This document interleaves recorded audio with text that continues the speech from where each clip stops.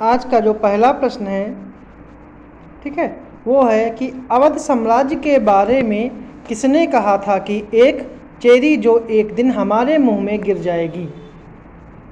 मतलब अवध साम्राज्य को एक चेरी किसने कहा था और चेरी के तुलना की थी कि जो एक दिन हमारे मुंह में गिर जाएगी। Lord Dalhousie, Henry Hardinge, Charles Ball या लॉर्ड विलियम बेंटिक। जिसका सही जो आंसर है वो आपका है ए ऑप्शन, लॉर्ड डलहौजी।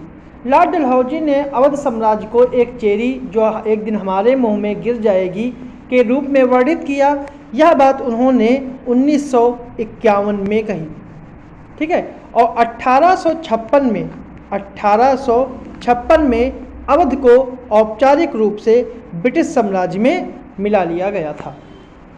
अगला प्रश्न है, निम्नलिखित कथनों पर विचार करें कि 1856 के सारांश समझौता तालुकादारों को हटाने के लिए आगे बढ़ा और अवध के तालुकादारों और उनके किसानों ने भी अंग्रेजों के खिलाफ 1857 में विद्रोह में भाग लिया था। केवल एक, केवल दो, दोनों या फिर दोनों नहीं। जो इसका जो सही आंसर है वो है आपका सी ऑप्शन, ए बी। इसके दोनों कथन जो हैं वो सही हैं, ठीक है। अगला प्रश्न है कि बक्सर की लड़ाई के दौरान ईस्ट इंडिया कंपनी का कमांडर कौन था। हेक्टर मुनरो, विशाल गुलाब, लॉर्ड एमहर्स्ट या फिर लॉर्ड क्लाइव। जो इसका सही जो आंसर है वो आपका है A option, Hector Munro. Buxar की लड़ाई जो है वो 1764 को हुई थी और जिसमें मीर जासिम, अवध के नवाब शुजाउद्दौला और मुगल सम्राट शाह आलम की सम्मिलित सेनाओं वर्सेस अंग्रेजों के बीच हुआ था। अंग्रेजों की क्या सेना का नेतृत्व जो है वह हेक्टर मुनरो कर रहा था, ठीक है। अगला प्रश्न है, अनार्य दोष परिहार मंडली के संस्थापक कौन थे। ज्योतिबा फुले, बाबा साहब अंबेडकर, गोपाल बाबा वालंगकर या फिर ईवी रामास्वामी अय्यर। जो इसका सही जो आंसर है वो आपका है सी ऑप्शन, गोपाल बाबा वालंकर। गोपाल बाबा वालंकर ने अनार्य दोष परिहार मंडली यानी गैर आर्यों के बीच बुराइयों को दूर करने के लिए इस संस्था की स्थापना की थी।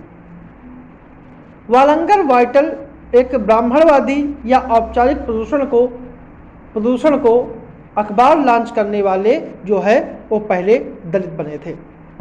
अगला प्रश्न है, निम्नलिखित कथनों पर विचार कीजिए कि राजा राम मोहन राय एक नए धर्म की स्थापना करना चाहते थे और राजा राम मोहन राय ने 1828 में ब्रह्म समाज की स्थापना की थी। तो कौन सा कथन सही है, केवल एक, केवल दो, दोनों या फिर दोनों नहीं।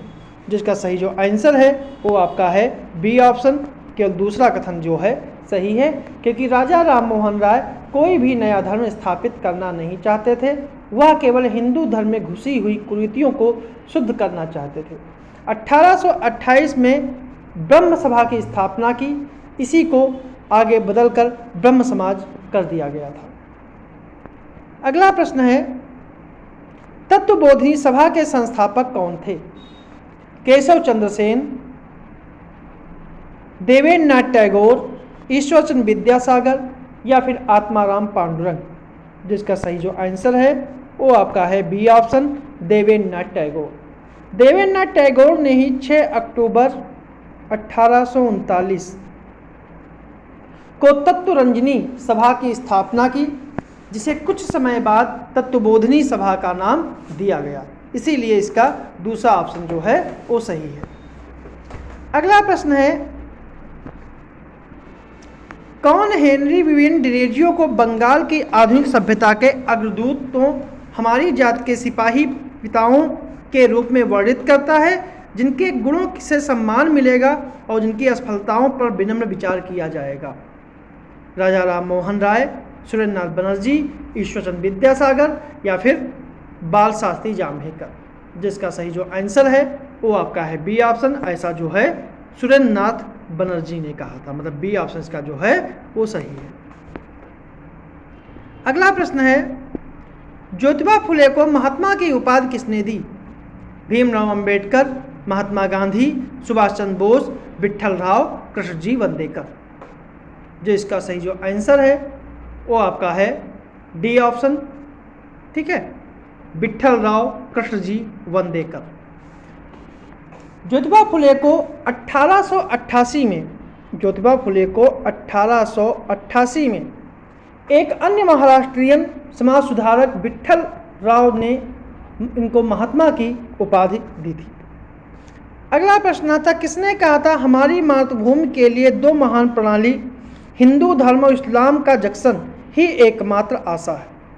राजा राम मोहन राय, विवेकानंद, गोपाल कृष्ण गोखले या फिर महात्मा गांधी?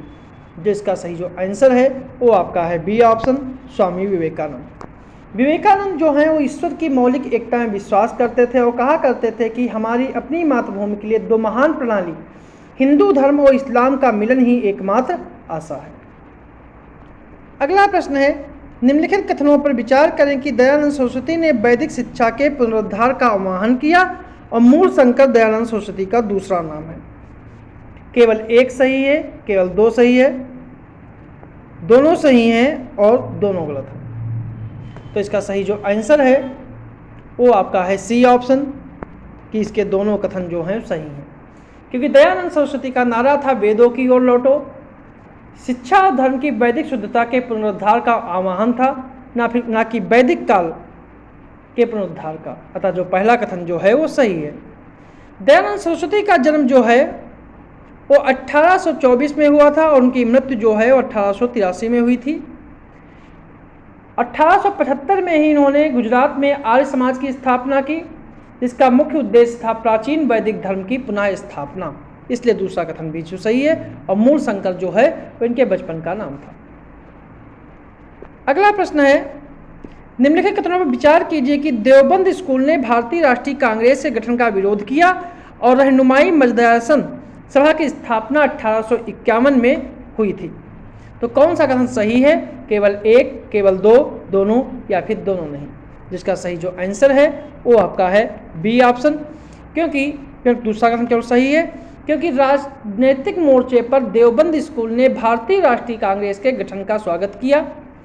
1888 में सैयद अहमद खां के संगठन यूनाइटेड पैट्रियाटिक एसोसिएशन और मोहम्मडन एंग्लो ओरिएंटल एसोसिएशन के खिलाफ एक फतवा जारी किया था। इसलिए पहला कथन जो है वो गलत है। रहनुमाई मजदयासन सभा की स्थापना 1851 में अंग्रेजी शिक्षित पारसियों के एक समूह के द्वारा की गई थी, जिसमें पारसी धर्म की प्राचीन शुद्धता को बहाल करने की बात कही गई थी। अगला प्रश्न है, निम्नलिखित में से किस शहर में थियोसॉफिकल सोसाइटी की स्थापना हुई? लंदन, न्यूयॉर्क, योकोहामा या फिर मॉस्को? जो इसका सही आंसर है वो आपका है B option, New York. Theosophical society की स्थापना जो है मैडम HP ब्लातवस्की ने इसकी स्थापना जो है 1875 में न्यूयॉर्क में की थी।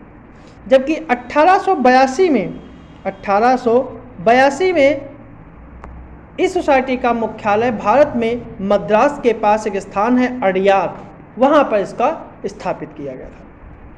अगला प्रश्न है, निम्नलिखित कथनों पर विचार कीजिए कि भारतीय राष्ट्रीय कांग्रेस भारत का पहला राजनीतिक संगठन नहीं था और 19वीं शताब्दी के उत्तरार्ध के राजनीतिक संघों पर शिक्षित मध्यम वर्ग का प्रभुत्व था। तो कौन सा कथन सही है? केवल एक, केवल दो, दोनों या फिर दोनों नहीं? जिसका सही जो आंसर है वो आपका है सी ऑप्शन, दोनों। इसके दोनों कथन जो हैं वो पूर्णतः सही हैं। अगला प्रश्न है,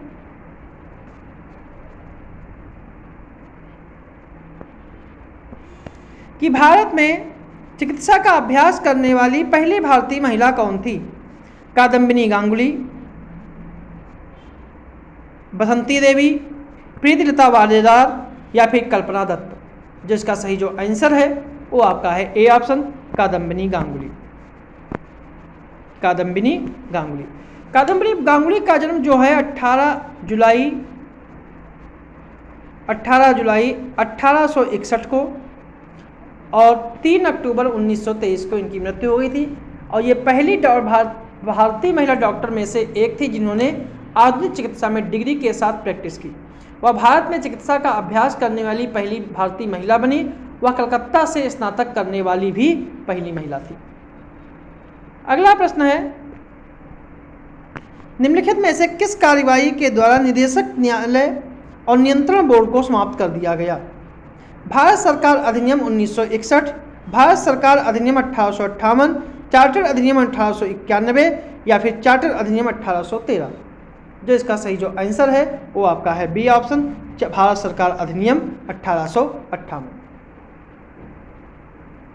अगला प्रश्न है, निम्नलिखित में से कौन कौन राष्ट्रीय आंदोलन के उग्रवादी नेता थे?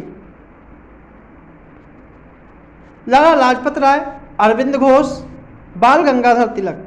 केवल 1 और 2, 2 और 3, केवल 1 और 3 या फिर उपरोक्त सभी? जिसका सही जो आंसर है वो आपका है डी ऑप्शन, उपरोक्त सभी। मतलब तीनों जो हैं वो राष्ट्रीय आंदोलन के उग्रवादी नेता थे। अगला प्रश्न है, 1905 में भारतीय राष्ट्रीय कांग्रेस के बनारस अधिवेशन की अध्यक्षता किसने की? बाल गंगाधर तिलक, गोपाल कृष्ण गोखले, लाला लाजपत राय या फिर एनी बेसेंट? जिसका सही जो आंसर है वो आपका है बी ऑप्शन, गोपाल कृष्ण गोखले। भारतीय राष्ट्रीय कांग्रेस ने 1905 में बनारस अधिवेशन में स्वदेशी आह्वान को उठाने का निर्णय लिया था और इसकी अध्यक्षता जो है गोपाल कृष्ण गोखले ने की थी।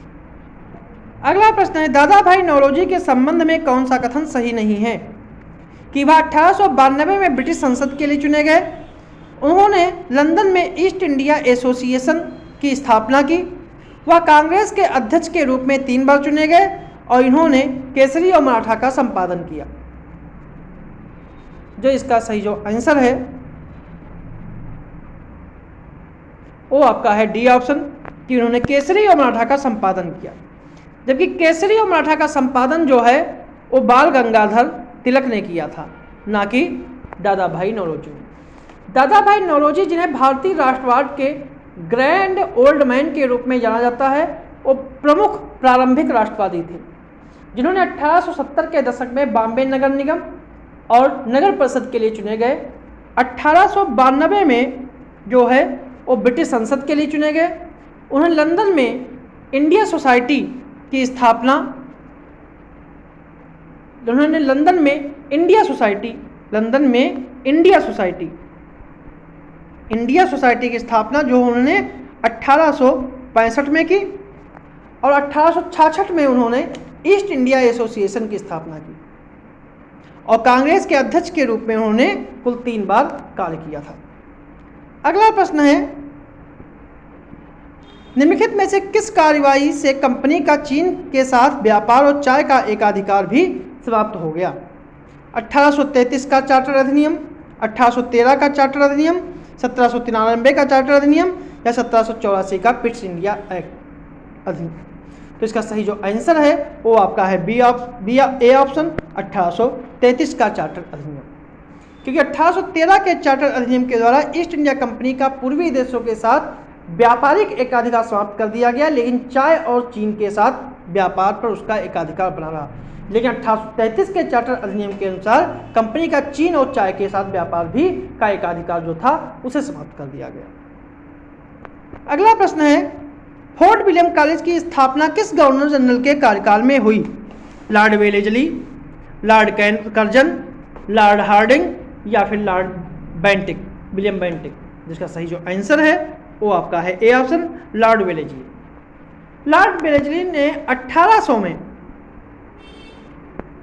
रंग रूटों के प्रशिक्षण के लिए फोर्ट विलियम कॉलेज की स्थापना की और 1806 में वेलेजली के कॉलेज को कोर्ट ऑफ डायरेक्टर ने अस्वीकार कर दिया और इसके बजाय उन्होंने रंगरूटों को 2 साल का प्रशिक्षण देने के लिए इंग्लैंड के हेलबरी में ईस्ट इंडिया कॉलेज की स्थापना की। इसलिए पहला कथन जो है वो सही है। अगला प्रश्न, सार्वजनिक सेवाओं पर एथिक्स कमेटी जो 1886 में गठित की गई थी कि इसकी स्थापना जो है किसने की थी? ऑप्शन है Lord Dufferin, Lord Curzon, Lord Canning या फिर लॉर्ड मेयो? जो इसका सही जो आंसर है वो आपका है A option, Lord Dufferin. Lord Dufferin ने एक लोक सेवा आयोग नियुक्त किया जिसे सर चार्ल्स एडिसन के अधीन एडिसन आयोग के रूप में जाना जाता है, इसलिए इसका ए ऑप्शन जो है वो सही है। अगला प्रश्न है, भारत में स्थानीय सुशासन के जनक के रूप में किसे जाना जाता है?